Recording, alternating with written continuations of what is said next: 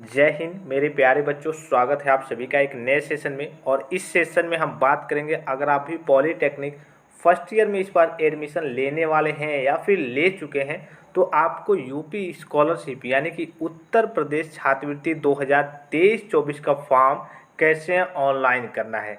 सारी चीज़ों को मैं आपको बताऊंगा, स्टेप बाय स्टेप हर एक चीज़ देख लेंगे। इससे जो सबसे इम्पॉर्टेंट चीज़ है इसमें वो है आपका डॉक्यूमेंट्स, कि आपके डॉक्यूमेंट्स कौन कौन से लगेंगे, कौन कौन से डॉक्यूमेंट्स आपके पास होने चाहिए। और ये जो है आपके यूपी स्कॉलरशिप यानी कि उत्तर प्रदेश सरकार, ये आपके राज्य सरकार होती है और केंद्र सरकार दोनों मिलकर के आपकी जितनी फीस लगती है उतनी आपको राशि वापस कर देती है।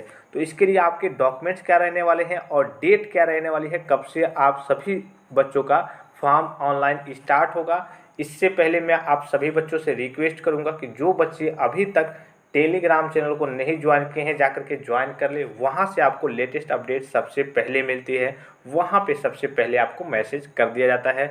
इसके अलावा आपको हर एक जानकारी यूपी स्कॉलरशिप के रिगार्डिंग आपको हर एक जानकारी मिलती रहेगी। मैं आपको लाइव डेमो भी दिखाऊंगा कैसे आपको फॉर्म को फिलअप करना है जैसे ही ऑनलाइन होना स्टार्ट होता है। तो ठीक है, तो ऑनलाइन करने की डेट क्या रहने वाली है। इसके अलावा डॉक्यूमेंट्स के बारे में सबसे जो इम्पोर्टेंट चीज़ है, डॉक्यूमेंट्स क्या क्या लगने वाले हैं।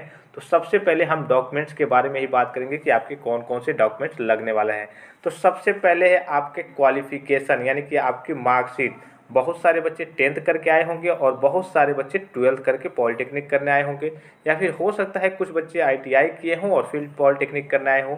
तो इन जो भी आपका क्वालिफिकेशन होगा, यानी कि आप पॉलिटेक्निक इस बार एडमिशन ले रहे हैं या फिर लेने वाले हैं या फिर ले चुके हैं, तो इसके पहले का आपका जो भी क्वालिफिकेशन है, अगर आप 12 करके आए हैं तो 12 का भी मार्कशीट लगेगा और 10th का भी लगेगा। अगर आप केवल 10th करके आए हैं तो केवल 10th का ही लगेगा, तब आप 12 किए ही नहीं है तो जाहिर सी बात है कि आपका 12 को नहीं देना होगा।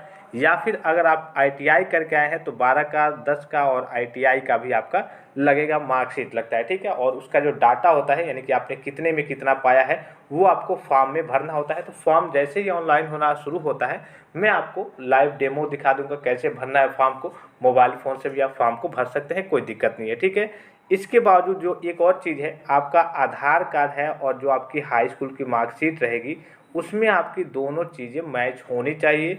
यानी सर कहने का सीधा मतलब क्या है, जैसे कि बहुत सारे बच्चों का क्या होता है कि हाई स्कूल में नाम कुछ और होता है और जो आपका आधार कार्ड हो गया उसकी कह लीजिए कि उस पर कुछ जो नाम होता है वो गलत होता है, स्पेलिंग गलत होती है। तो दोनों में आप सुधार करवा लेंगे, दोनों आपका एक होना चाहिए, नहीं तो आगे चल के वेरिफिकेशन में दिक्कत होती है। ठीक है, नेक्स्ट चीज़ है आपकी क्या है, आधार कार्ड में आपका मोबाइल नंबर लिंक होना चाहिए। जो भी आपका आधार कार्ड है अगर अपडेट नहीं होगा तो उसको अपडेट करा लेंगे, उसमें एक मोबाइल नंबर जेन्युइन सा लिंक कर देंगे। अगर मोबाइल नंबर लिंक नहीं रहेगा तो आप उत्तर प्रदेश छात्रवृत्ति का फॉर्म नहीं भर पाएंगे, इसलिए कि आधार कार्ड की सहायता से ही आपका OTP जाता है आपके रजिस्टर्ड मोबाइल नंबर पर, तब आपका कहिए कि फॉर्म एक तरीके से 100% मतलब सबमिट हो पाता है, यानी कि कहिए कि भरा पाता है। इसके बाद नेक्स्ट चीज़ है आपका बैंक, यानी कि देखिए बैंक की बात करें, बैंक अकाउंट आपका होना चाहिए।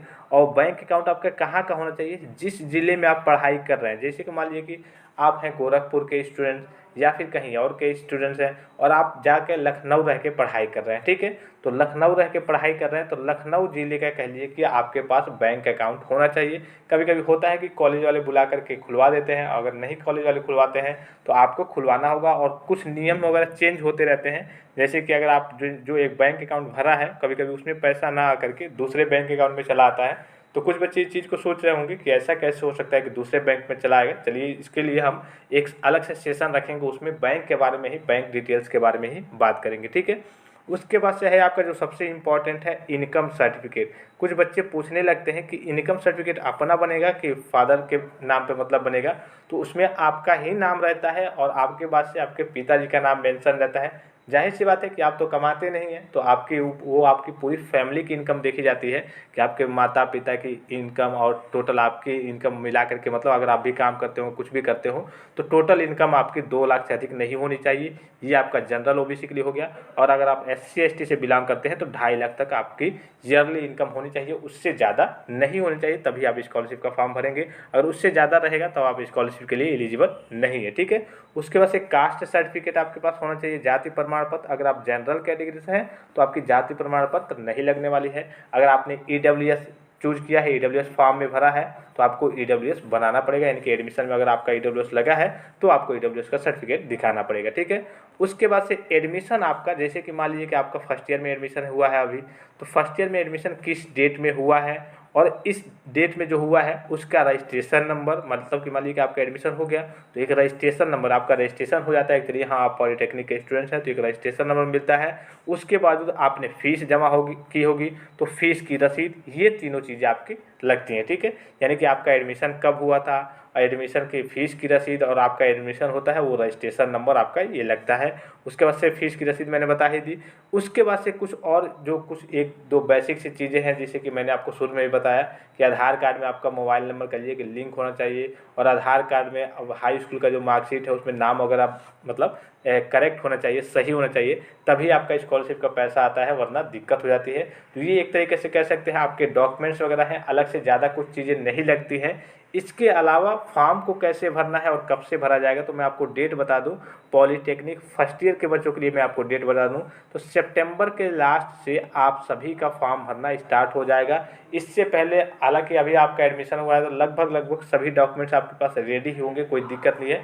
लेकिन एक जो समस्या आएगी, कौन सी समस्या आएगी, आपका बैंक को लेकर के, जिस भी ज़िले में आप पढ़ाई करने जा रहे हैं, जहाँ आपको कॉलेज मिला है वहाँ एक किसी बैंक में खाता खुलवा लेंगे। कॉलेज से पहले संपर्क कर लेंगे कि कॉलेज वाले खुलवाते हैं या फिर नहीं खुलवाते हैं, तो आप जा कर के खुलवा लेंगे और उसमें आप KYC जरूर कराएंगे। KYC नहीं करेंगे, KYC, ठीक है।